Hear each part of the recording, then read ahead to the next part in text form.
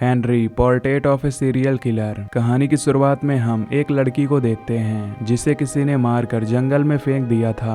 फिर हम हेनरी को देखते हैं जो एक रेस्टोरेंट में लंच कर रहा था और लंच करने के बाद वो वहाँ की कैशियर को कॉम्प्लीमेंट देता है कि उसकी स्माइल बहुत ही प्यारी है। कैशियर ये सुनकर काफी खुश हो जाती है और हेनरी वहाँ से चला जाता है। तभी यहाँ हमें दो और लाशें दिखाई जाती हैं जिन्हें हेनरी ने मारा था और अब हेनरी एक दूसरे शहर ट्रेवल करता है। जब वो अपनी गाड़ी से जा रहा होता है तो वो एक औरत को देखता है जो कि काफी सुंदर थी और वो अपनी बेटी के साथ शॉपिंग करने आई थी। हेनरी उनकी गाड़ी का पीछा करते हुए उसके घर तक पहुंचता है जिससे उसे उसका एड्रेस मिल जाता है। तब उस लड़की का पति बाहर आता है अपनी बीवी की मदद करने के लिए और हेनरी उन्हें घूर रहा होता है। वो वहां से निकल जाता है तो रास्ते में उसे एक लड़की मिलती है जो उससे लिफ्ट मांगती है। वो लड़की एक म्यूजिशियन होती है। हेनरी अपनी गाड़ी में बैठा कर उसे लिफ्ट दे देता है और मौका देखकर उसे जान से मार डालता है। फिर हम बेकी नाम की एक लड़की को देखते हैं जो कि डॉक यार्ड में बैठी हुई थी। वो अपने भाई ओटिस से मिलने आई थी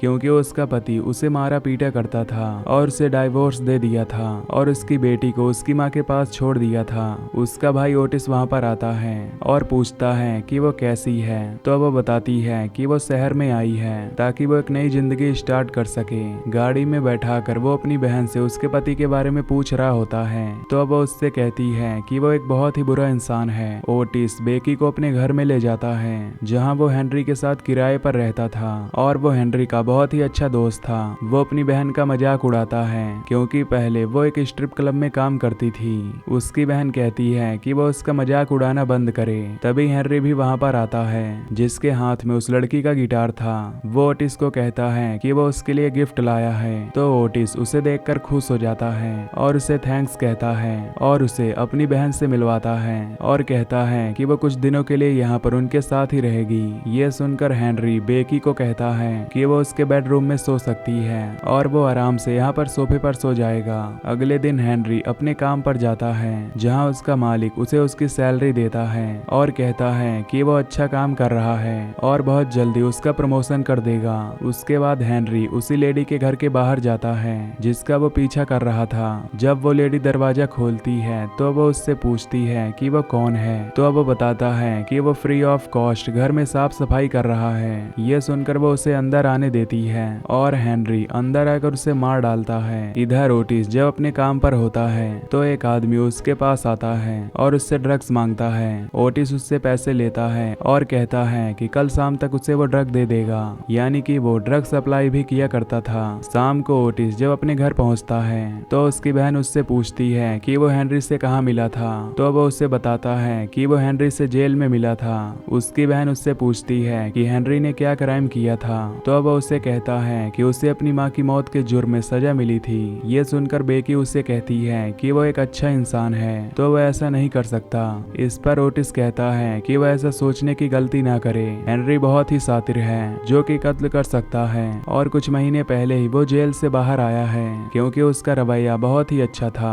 वो अपनी बहन को यह भी बताता है कि वो हेनरी को ना बताए कि उसने उसे ये सब बताया है वरना वो उसे जिंदा नहीं छोड़ेगा। बेकी उसे प्रॉमिस करती है कि वो उसे कुछ नहीं बताएगी। रात को सभी डिनर करते हैं और ओटिस उससे कहता है कि वो बाहर जा रहा है कुछ सामान लेने के लिए। जब वो बाहर होता है तो बेकी हेनरी से कहती है कि क्यों ना वो लोग कार्ड खेलें और जब वो कार्ड खेल रहे होते हैं तो बेकी बातों ही बातों में उससे पूछती है कि उसके पिता कैसे थे। हेनरी ये सवाल सुनकर हैरान हो जाता है और उसे बताता है कि उसके पिता बहुत ही बुरे इंसान थे जो उसकी माँ को मारा पीटा करते थे। उनको मारने के बाद भी उनका मन नहीं भरता था तो वो उसे और उसके भाइयों को भी मारते थे।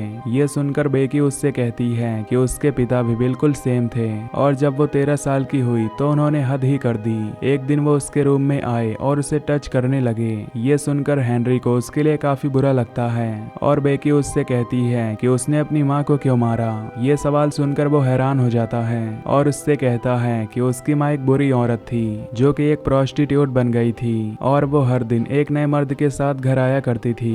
लेकिन एक दिन उन्होंने उसे लड़की के कपड़े पहनाए और उसके सामने ही वो अनजान आदमियों के साथ इंटीमेट होने लगी। ये देखकर उसे काफी गुस्सा आया इसलिए उसने चाकू उठाकर उन दोनों को मार डाला और उसके बाद पुलिस से पकड़कर ले गई और तब से ही वो जेल में था। हेनरी उससे पूछता है कि ये बात उसे किसने बताई बताई तो बेकी कहती है कि ओटिस ने उसे ये सब बताया है। ये सुनकर हेनरी को बहुत गुस्सा आता है और वो कहता है कि वो ओटिस को नहीं छोड़ेगा। तभी बेकी उससे माफी मांगती है और कहती है कि वो उसके भाई को कुछ न करे। तभी ओटिस वहाँ पर आता है और वो सब सोने चले जाते हैं। अगली सुबह बेकी जॉब की तलाश में बाहर जाती है, लेकिन उसे कहीं पर भी जॉब नहीं मिलती। तभी वो अखबार खरीद कर पढ़ती है जिसमें एक सैलून की जॉब थी और जब वो वहाँ जाती है तो उसे वो जॉब मिल जाती है। रात को वो अपने भाई और हेनरी को बताती है कि उसे सैलून में जॉब मिल गई है तो उसका भाई उसका मजाक उड़ाता है। ये सुनकर वो हेनरी को बताती है कि पहले वो स्ट्रिप क्लब में काम करती थी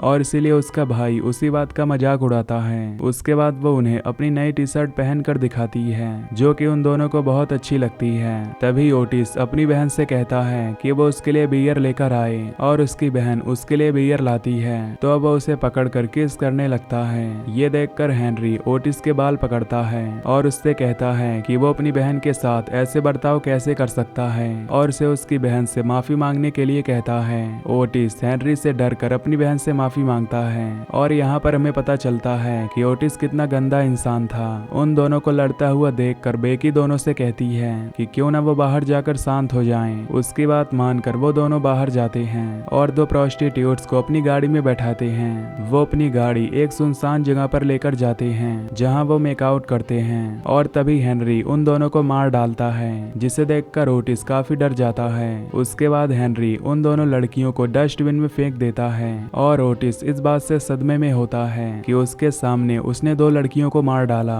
हेनरी ओटिस को खाना देता है और उससे कहता है कि वो इस बारे में ज्यादा ना सोचे। अगले दिन ओटिस घर में बैठकर टीवी देख रहा था, लेकिन तभी उसकी टीवी काम करना बंद कर देती है तो अब गुस्से में आकर अपने टीवी को फोड़ देता है। तभी हेनरी वहां पर आता है और उसका ये रवैया देखकर उससे पूछता है कि आखिर उसने ऐसा क्यों किया तो अब वो बताता है कि टीवी काम नहीं कर रही थी। ये सुनकर हेनरी उससे कहता है कि वो उसके साथ चले, वो नई टीवी खरीदने जा रहे हैं। वो दोनों एक अंडरग्राउंड इलाके में जाते हैं जहाँ चोरी की टीवी बेची जाती थी।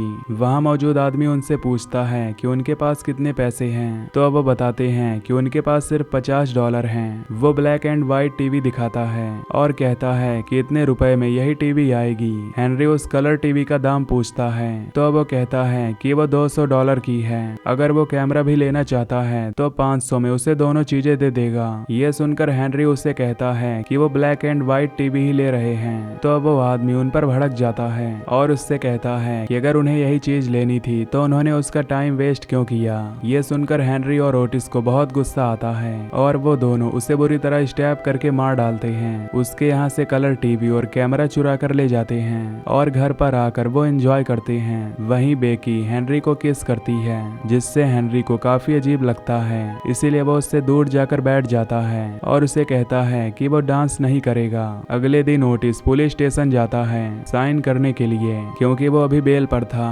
और हर महीने उसे वहाँ पर आकर साइन करना था। और अफसर के पूछने पर वो बताता है कि वो अब गैस स्टेशन में काम करता है। उसके बाद वो उस लड़के से मिलता है और उसे ड्रग्स देता है और जब वो उसकी टांग पर हाथ रखता है तो वो लड़का उसे मुक्का मारकर भाग जाता है और ओटिस गुस्से में घर पर आकर अपनी नाक को फिक्स करता है। हेनरी उसे देखकर पूछता है कि उसे क्या हुआ तो वो उससे कहता है कि जिसने उसकी नाक तोड़ी है वो उसे जान से मारना चाहता है। हेनरी उसे बताता है कि वो उसे नहीं मार सकते क्योंकि वो लड़के से पब्लिक प्लेस में मिला था। तब ओटिस उससे कहता है कि उसे बस किसी का कत्ल करना है तो हेनरी उसे अपनी कार में बैठाकर एक टनल के अंदर ले जाता है। वो उसे एक गन देकर कहता है कि जब कोई आदमी उन्हें देखकर गाड़ी रोके तो वो उसे शूट कर दे।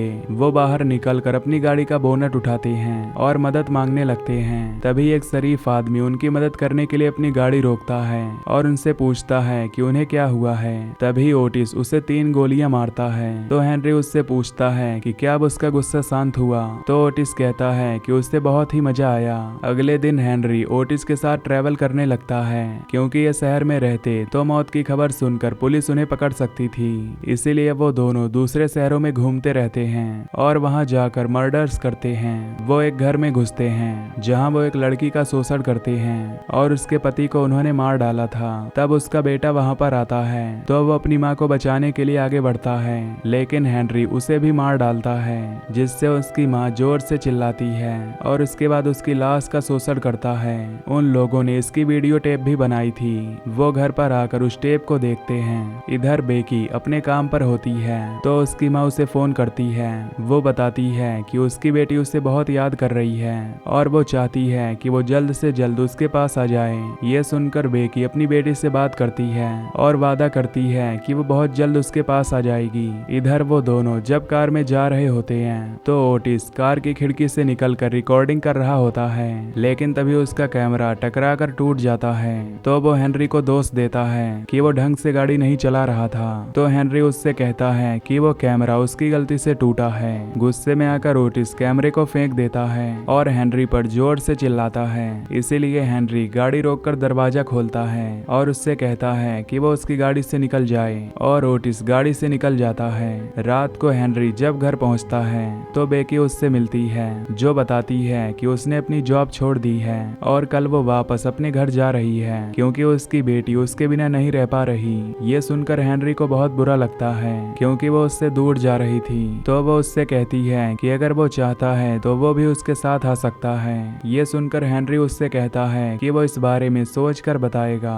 हेनरी उसके साथ बाहर डिनर का प्लान बनाता है और वो दोनों डिनर करने के लिए बाहर जाते हैं। जब वो आते हैं तो हेनरी देखता है कि ओटिस आ गया है और वो सो रहा है और उसने अपने क्राइम की कैसेट चला रखी है। वो उस कैसेट को निकाल कर अपनी जेब में रख लेता है। तभी बेकी वहां पर आती है और हेनरी को अपने रूम में लेकर जाती है। वो उसके सामने कपड़े उतारने लगती है और वो दोनों वहां पर इंटीमेट होने वाले होते हैं। तभी ओटिस उन्हें इंटरप्ट कर देता है और उसे कहता है कि यहाँ पर क्या चल रहा है। इससे हेनरी को बहुत बुरा लगता है और वो ओटिस से कहता है कि वो बाहर जा रहा है सिगरेट पीने के लिए, लेकिन बेकी उससे कहती है कि वो बाहर न जाए। लेकिन हेनरी उसकी नहीं सुनता और बाहर जाकर सिगरेट पीता है। वहीं हेनरी को एक लेडी दिखती है जो अपने डॉग के साथ खड़ी थी। तो उसके पास आकर उससे पूछता है कि उसके डॉग का क्या नाम है। तो लेडी उससे कहती है कि इसका नाम डिलूरस है। उस लेडी को उससे डर लगता है, इसलिए अपने कुत्ते को लेकर वहां से चली जाती है। जब हेनरी वापस घर में आता है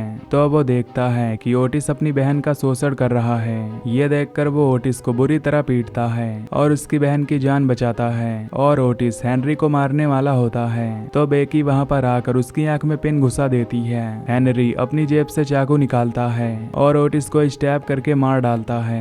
बेकी ये कत्ल देखकर बहुत डर जाती है और वो हेनरी को कहती है कि अब वो लोग क्या करेंगे। हेनरी उससे कहता है कि वो चिंता ना करे। वो उसकी बॉडी को बाथरूम में ले जाता है और उसके छोटे छोटे टुकड़े करके उसे बैग में रख देता है। उसके बाद वो बैग को अपनी गाड़ी की डिग्गी में डालता है और बेकी को लेकर वहां से जाने लगता है। वो एक ब्रिज पर रुककर उस बैग को नदी के अंदर फेंक देता है और उसके बाद बेकी को लेकर दूसरे शहर जाने के लिए निकल जाता है। बेकी उससे कहती है कि उसे बहुत डर लग रहा है। तो वो उससे कहता है कि उसे डरने की जरूरत नहीं। वो दोनों उसकी बेटी के पास जाएंगे जहां वो लोग आराम से रह सकते हैं। बेकी ये सुनकर उस पर विश्वास कर लेती है और हेनरी उसे लेकर होटल रूम में जाता है जहां वो रात बिताते हैं। अगली सुबह हम हेनरी को देखते हैं जो कि उस रूम से बाहर निकलता है और अपनी गाड़ी को लेकर एक सुनसान रास्ते पर जाता है और उसके बाद अपनी डिग्गी खोलता है और उसके अंदर से बैग निकालकर फेंक देता है और हम देखते हैं कि उस बैग पर ढेर सारा खून लगा है और तब हमें पता चलता है कि उसने बेकी को भी जान से मार डाला है।